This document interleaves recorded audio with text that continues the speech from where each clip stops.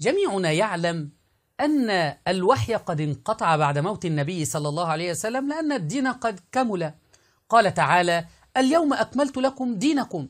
وأيضا نلزم الشيعة الذين يقولون بأن الوحي ما زال مستمر بعد موت النبي صلى الله عليه وسلم بالحديث اللي بيستدلوا به دائما علينا، وهو أنت مني بمنزلة هارون من موسى إلا أنه لا نبي بعدي.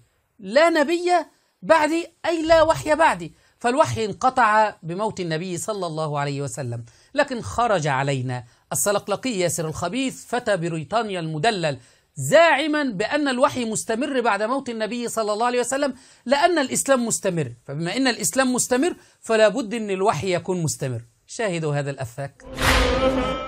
لا يجوز الإنسان هكذا كلمات أهل البيت ونصوصهم يضربها عرض الجدار. أهل البيت أثبتوا الوحي، وأن الوحي مستمر إلى يوم القيامة، وما عندنا هاي نظرية المخالفين. هذه نظرية انقطاع السماء عن الأرض، هذه نظرية للمخالفين الذين يريدون إيقاف الدين الإسلامي. الدين الإسلامي لأنه مستمر فإذا يقتضي ذلك استمرار الوحي.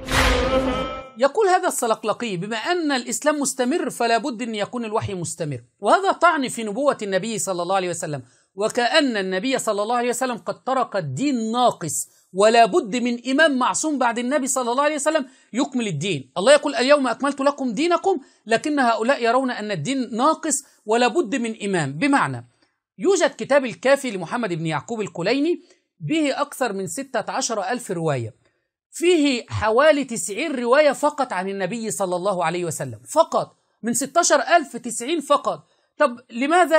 لأنهم لا يريدون النبي صلى الله عليه وسلم. بقية الروايات يقولون عن الآئمة المعصومين عندهم، ومعظمها عن جعفر الصادق. يعني إحنا كنا نحتاج النبي صلى الله عليه وسلم 23 سنة فقط وقت نبوة النبي صلى الله عليه وسلم، وبعد ذلك لا نريدك يا محمد. عندنا الإمام علي، الإمام الحسن، الإمام الحسين، وعندنا البقر والصادق والجواد والرضا، هؤلاء الأئمة الاثني عشر نأخذ منهم الدين. فلذلك القول بأن الوحي ما زال ينزل بعد موت النبي صلى الله عليه وسلم أي وكأن النبي صلى الله عليه وسلم ترك الدين ناقص، ولا بد من أحد يكمل لنا هذا الدين. عمائم مزيفة.